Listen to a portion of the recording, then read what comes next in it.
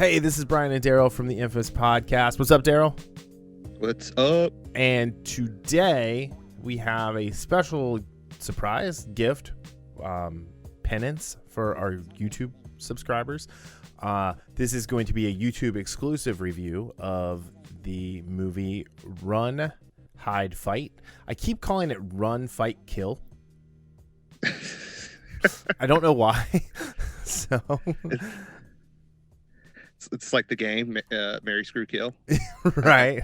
So or it's Live, Die, Repeat. I've called it that a few times. But yeah. Okay, so normally we wouldn't like take and do like a special episode for anything like this, but like this is a weird instance because it's a movie that was put out by the Daily Wire, and we found that very interesting because, you know, this is the first example of kind of a big movie coming out like outside of like the studio or independent system altogether. Right. And it was surprisingly like high budget, and it looked like a good movie because like a lot of these like I'm going to use air quotes like conservative movies or come from like a conservative company, it kind of looks like it was shot like on a porn set. and I'm laughing, but that's pretty accurate. Like, you know, like the what was it, the Kirk Cameron movies, like they all look the like Left Behind series. Yeah, those were bad, right? But they all look like they were like porn cinematography, and it's like do we? No, we don't want that. Not that there's anything wrong with porn, not judging porn at all. I'm just saying porn has a very distinct look to it to add to the surrealism of all the circumstances that happen. So yeah, this movie, the Daily Wire did not make this movie. They purchased it for distribution. So there is that to it. It was directed by a dude named Kyle Rankin. It's kind of fun to say. And produced by Amanda Presmick. Presmyk. Presmick, right? Yeah, sure. So, and Dallas Sunnier. What made this interesting to me is it starred Thomas Jane, plain and simple. I like Thomas Jane a lot. He's actually a really good Punisher in a movie that wasn't The Punisher. This is true too. Yeah. He's our boy Joe Miller from The Expanse. He has a great little like cameo in a I think 2 episodes of It's Always Sunny of Arrested Development, where he's going out and acting like he's a homeless guy to study for a part, and Portia de Rossi's character Lindsay Bluth finds him and thinks, wow, he's really handsome, and she's trying to like clean him up and like quote unquote save him, not realizing he's famous actor Thomas Jane. Plus, to top all of that off, he's part of the Vegan Police, which it's still one of my favorite scenes. Yeah, Scott Pilgrim. So, I mean, we love Scott Pilgrim, and like that was the best scene in the entire movie. Chicken's not vegan. One of my favorite lines. So yeah, all right. Yeah, so it was funny that you like when I think you sent me this trailer. Yeah, and like the first 40 seconds, I'm like, oh geez, this looks kind of cheesy, and I don't want it. And then the second half of the trailer happened. Mm-hmm. And talk about doing a 180 on a trailer so fast. Right. I went from I have absolutely zero interest of watching this movie to when did this movie come out? Right. It is like Die Hard in a school, but instead of Bruce Willis, it's like a very angry teenage girl as John McClane. Yeah. And I think she might even be a little bit tougher than John McClane. Like the first 2 movies, John McClane, not when he became a superhero from 3 on, where he was all of a sudden indestructible and like bullets bounced off of him and he could fly and, you know, all of that. Yeah. And I know you mentioned Thomas Jane, but like the star of the show, like you said, the girl, Isabel May, which I've never seen her in anything. She's been in I think she has maybe she does have a few acting credits. She's got 4, including this. Okay, I was about to say she has a handful of acting credits. So she was on a show called Alexa and Katie, which I believe was a Disney show or like ABC Family or something like that. Oh no, it's Netflix original. So she did that for 2 years. She played Kate Cooper as the main Alexa and Katie. She is on Young Sheldon in a recurring role, 9 episodes it says. She was in a film called Let's Scare Julie to Death, which actually after I like kind of read what that was about, it seems kind of interesting. She plays a girl named Taylor who I think is a bully. And then she's Zoe Hull in Run, Hide, Fight, not Live, Die, Repeat. And our main antagonist, who is very similar background, Eli Brown, who plays Tristan. He has 6 acting credits, including this. So the two main, the yin and the yang of this movie have very little experience as far as, according to their IMDb, very little experience on the big or small screen. Mm-hmm. So it's always interesting when you get to see, those early acting roles of, people that, think about going back in the past to someone like DiCaprio, or Brad Pitt or someone like that, and seeing these little roles that they're in that you can see, or my boy Matthew McConaughey. That was a terrible Texas accent. I'm sorry. I mean, anyone who's from Texas, please forgive me for that. That was terrible. You got to get the little. Yeah. All right. You got to get low and you gotta talk soft and. You gotta get a little guttural with it, and it's there you go. So it's really interesting to see this. We're gonna kind of like ignore that last whatever I did. Yeah, and, if I were nice, I'd edit that out, but I'm not going to. Oh no. To quote Bill O'Reilly, "We'll do it live." But no. So the other supporting cast, Ollie Sholatin, who plays Lewis, who's Zoe's best friend. I really liked him. He was great, and they didn't go with the trope of let's kill the main black character, which I thought that was great in a shoot 'em up movie. Based on the trailer, I thought he was getting it early. Oh, I thought he was the first one to die. To be 100% honest with you. And then Treat Williams is in this, and the one big takeaway I have from Treat Williams is he's not nearly as tall as I thought he was. No, he's not. I was surprised at just how short. But I want to circle back to Eli Brown for a second. Eli Brown is 100% going to play the Joker at some point in his career, and everybody is going to forget about anyone else who's ever played the role. I don't know about that last part, but when you said that to me about the Joker the other day, I stopped for maybe a couple seconds and I was like, yeah, I can absolutely see him playing the Joker. He would knock it out of the park. And, it's especially give him 10 years of more acting and 30 more roles or however many roles you get in 10 years. And you make him the Joker in a Batman movie. And yeah, I mean, cause he's kind of like a proto Joker in this. Yeah, he has this manic, narcissistic confidence that and underneath that there's that barely repressed rage and anger and the charisma. Yes, the fact that which is massive, hugely important. Yeah, and the fact that he got Tweedledee, Tweedledum, and Harley Quinn as his gang in this movie was not lost on me. Right. Harley Quinn. I mean, think about it. I mean, the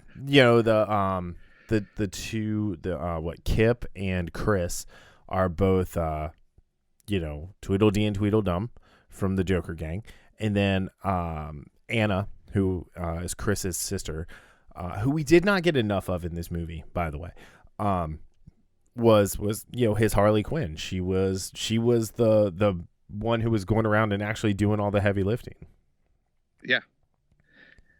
So it's pretty accurate. And I'm really interested to see where both of these stars go. Or, I mean, because again, their acting credits are very small, but this movie showed a lot of the potential that they have. Yeah. So I think Isabel May as Zoe So Zoe is a girl who is dealing with the loss of her mom. Just to kind of set the table there. Thomas Jane, who is her dad, Todd Hull, is Todd Hull. That sounds like a curse word. You Todd Hull. Sounds like somebody from Varsity Blues too. Right. So hunting deer in West Texas may have been the opportunity of your life, but I don't want your life.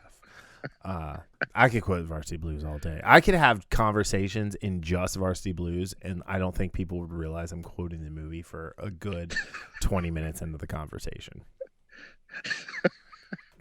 And the funny thing is I don't have the movie memorized. I've just got it's very quotable.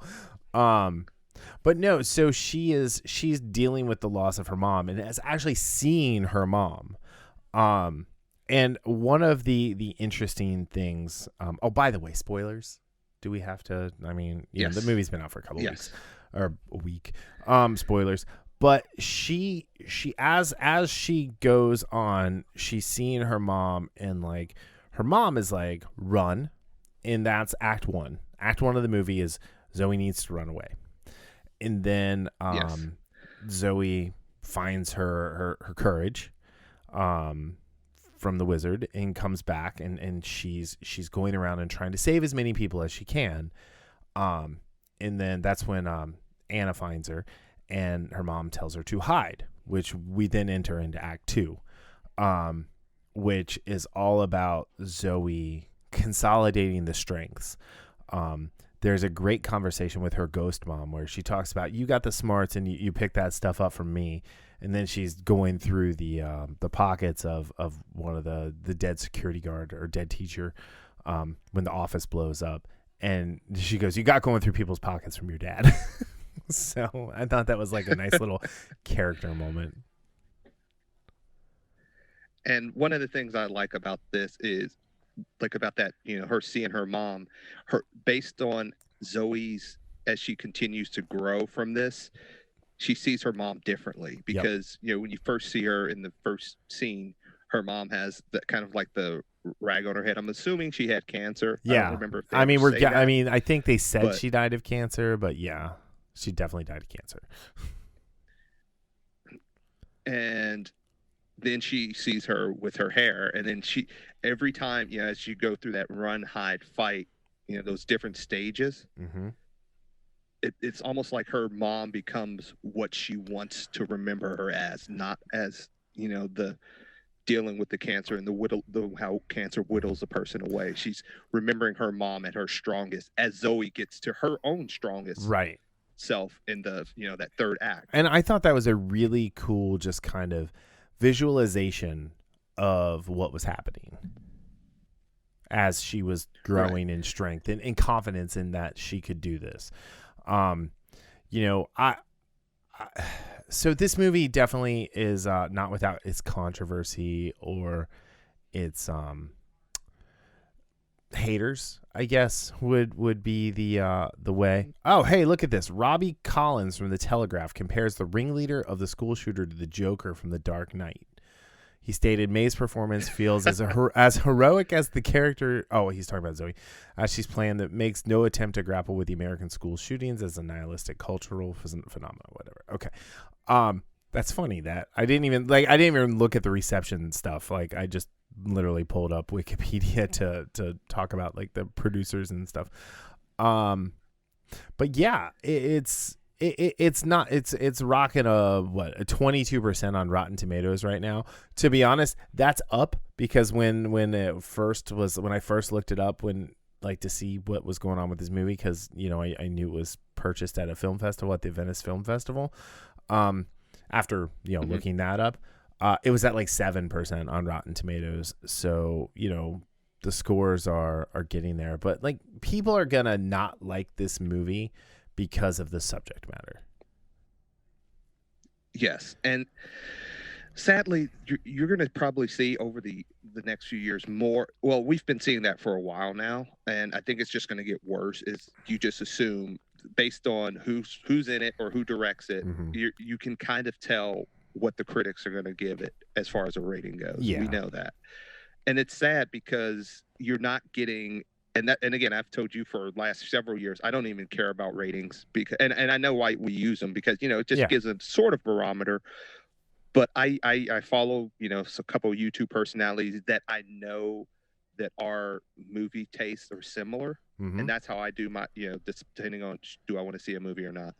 But sadly, you're never going to get, or it's going to be a while before we can get actual honest critic response from a movie. Right. Because either it's they like the director or they like the star or they like where the avenue of the movie's going because it's sending a message about something, or in this case they don't like the fact that it's it's dealing with school shootings. Mm-hmm. And one of the funny things is one of the things, I watched the premiere and they had the pre and the post show with all the guys for the Daily Wire and mm-hmm. the director and then one of the producers.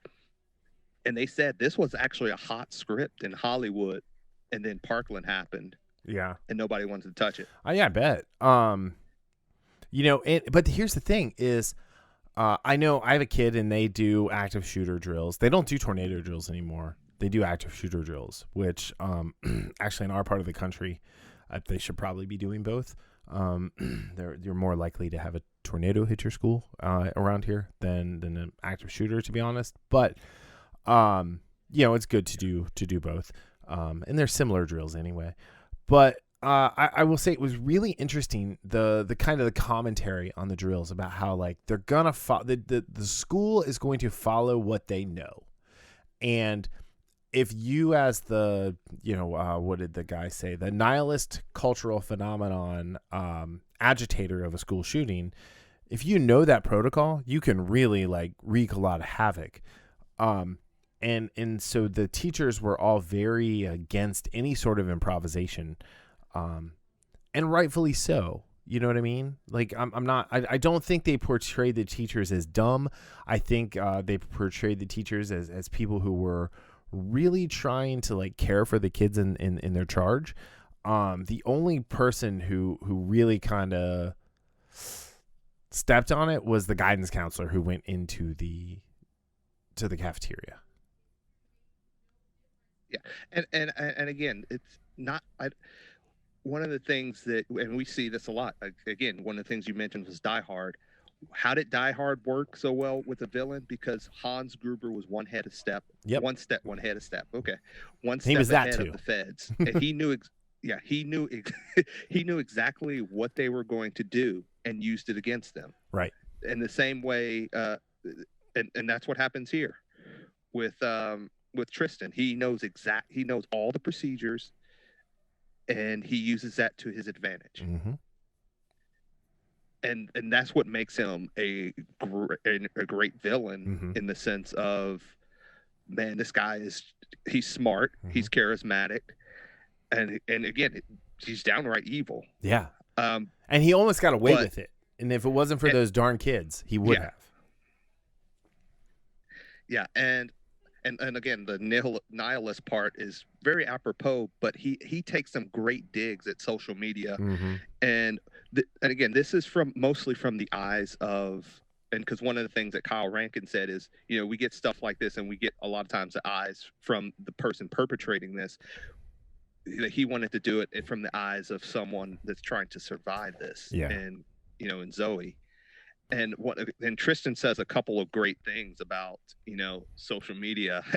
And one of my favorite lines is like, at least we aren't Nazis. Right. Yeah. Because he refuses to kill the injured student. Right. Yeah. So, yeah. So no, sorry, go ahead. No. And I just like some of the stuff that, they throw in there. Like one of the things you threw in there is the talk he has with the religious girl. Mm-hmm. And he's like, he sees her cross and he mentions that, why would your God do this? Right. Or whatever. And she's silent for a while. And then she comes back with free will. And he's like, what? It's like, free will, you get to do what you get to do, but you will be judged for your actions. And just like little nuggets like that. And there was a couple other conversations, like, Chloe's or not Chloe, but Zoe's conversation with Kip. Yeah. About some of this, about some of the things he went through, and the selfishness of him thinking that everything's about him. All Right. these people are laughing at him. Mm-hmm. And she was like, you ever think that people that were laughing were just happy? Right. And there are a lot of conversations like that make this more than just, an action movie. It's, it's a character study on Chloe and all Zoe. of these characters that, Zoe. And it's more than just, running, hiding, and fighting. It's developing as well. Yeah, I mean, she chose to grow throughout this, because she could have stayed like very, very angry. And to be honest, the real change is when she took the coat off, when she took her dad's army jacket off that she had been using as a shield or a wall around herself. And when she took that off, that's when she was like, she had the great line where it's in the trailer when she says, you think they're all going to be talking about you, and no, they're going to be talking about me. Because he, like, when Tristan first like takes over the school and has everybody live streaming, he's like, dear social media networks, you're going to keep this up or I'm going to kill everybody. And like, that was a crazy moment. Yeah. So, and I love that moment too. Just she was such a badass character, right? And just everything she she wasn't, like you said, she wasn't invincible, because not only did she get shot, but she almost got her head kicked in by Chris. Yeah, which a lot of times you have some movies, and again, some movies try to, when a smaller person fighting against a bigger person, and because the smaller person's a hero, they can, hold their own. Yeah, I was thinking we have to respect the restraint they had there, where it wasn't like, oh, the 105-pound girl is gonna kick the shizer out of the 6'4" like muscle-bound psychopath. Yeah. And that fight ended in the way that fight would end, in the sense of her, getting tossed around, but thankfully she had an angel watching over her. She did. And Todd, which again, I love that scene. I mean, because it was one of the few times that it might have been the only time that I like actively cheered in the movie, even though I knew it was coming. It was still one of those scenes that's just awesome to see. Her dad coming to her rescue, and her not even knowing that, she's just seeing, okay, this is going to happen to me. I can't do anything. And then, Todd takes that shot and, saves her. And I love that, that connection they have when she looks out the window and sees him. And, even though he's going to get arrested, he gets arrested, but, they make that connection, from the distance. And that was one that, again, I mentioned just some of these little scenes that make this more than just, it makes it very rewatchable, a very rewatchable movie, not just for, the tension and the action, but more for those little character moments that you see. And like you said, the restraint that the script had not to make Zoe this indestructible force. So, yeah, absolutely. All right. So rewatchability, 100%. We've each watched it. I've watched it twice. I don't know how many times you've watched it. I'm assuming at least twice. But one thing, hey, Daily I'm about Wire, to watch it again tonight too. Daily Wire, how about you fix the player so it actually like fills the screen on the tablet? So I don't know. I was having some issues with the, like, not issues, like the app works fine. I just had issues with like the usability of the app. Like it doesn't go landscape on the tablet. It stays portrait, like you're holding your phone up. So that was annoying. Oh, that's not good. No, but they'll probably fix that, and if they need UX help, they can hire my company. But anyway, all right. So we're coming up on the end here. So of the I guess we got to say, before we give our ratings, make sure you like and subscribe, and as the kids say, smash that like button.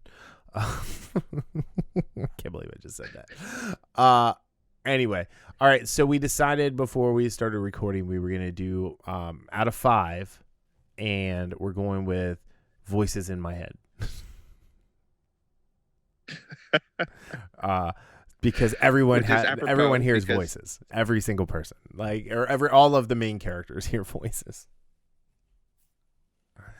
So, all right. So how many voices in your head out of 5?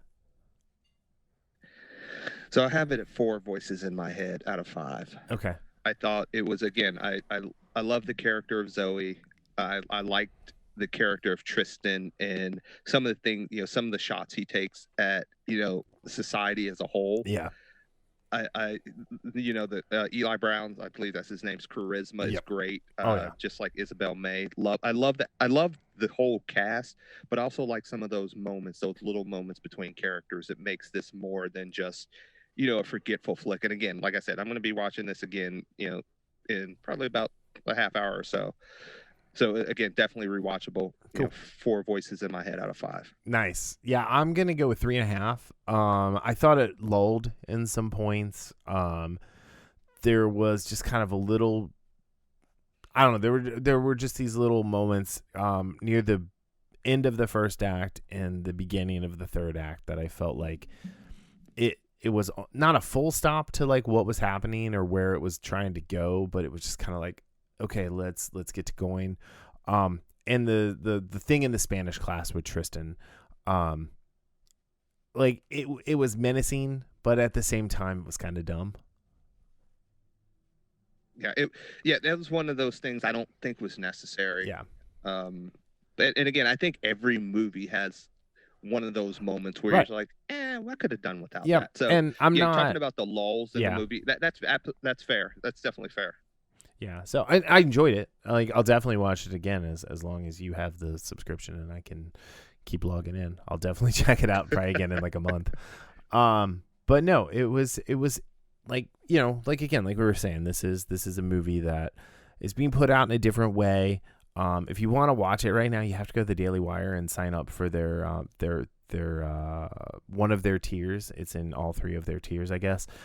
But it was interesting enough to check out, and I think no matter where you fall, like politically, like it's interesting when other people are trying to affect the culture, and I feel like that's worth talking about. And if this movie was really bad, like you better believe we'd be tearing it apart.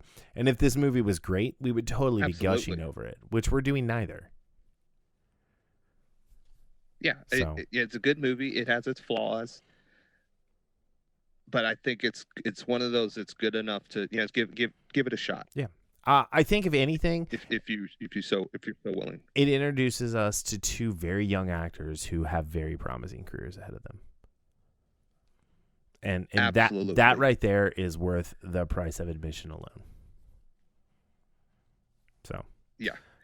So, remember those names, Isabel May and it's Eli Brown, right? Eli Brown, yeah. And honestly, Ali Sholitan as well, who played Lewis. Like, I think he's got a great little career ahead of him. And apparently he's on the soundtrack. He did the song Pure as Gold. So he wrote and performed it. I could check that out. Yeah, like, if they ever did like a young like Falcon, like where they went back and did like Sam Wilson in his time in the Army, I think Ali Sholitan would be like a pretty good Sam. Yeah, just because Anthony Mackie's getting long in the tooth. Long in the tooth. Yeah, I'm glad you mentioned him because I didn't give him enough credit because he did a fine job. Again, based on the trailer, I thought he was gone like right the first few minutes of the of the school invasion, but yeah, I thought he did a very good job of being Zoe's. He was Zoe's rock for a long time, and we don't get a lot between them just because they're separated for most of the movie. But the time that we do get with them, and the time that he has with Tristan, I think he has a good career ahead of him as well. Absolutely. So, all right. Well, on that note, thank you guys for watching / listening. So wherever you are in the world, have a great day, night, evening, weekend, whatever that is. And look for new episodes of the Infamous podcast on Sunday. We are putting up segments from the show on Sundays as well to, so if you don't want to listen to the whole podcast, you can just check out like our main segments. But if you do listen to the whole show, there's other things like news and stuff like that we cover. And if you are interested, we are doing commentaries for WandaVision this season, and that's a Patreon exclusive. So for as little as $2 a month, you can get access to those, and we're going to do them each week moving forward. So episodes 1 and 2 are out now. We had a lot of fun doing it. We've gotten some good feedback from our Patreon people. And so, yeah. Anything else to add? Yeah, that's about it. Awesome. Well, I am looking forward to what's Tuesday night. It's Tuesday. We're recording this on Tuesday night. So, and it's already up. Hard Vacuum is ready to go. So as soon as I'm done editing this, I'm going to watch The Expanse so we can talk about it on Friday. All right. Have a good one. Bye.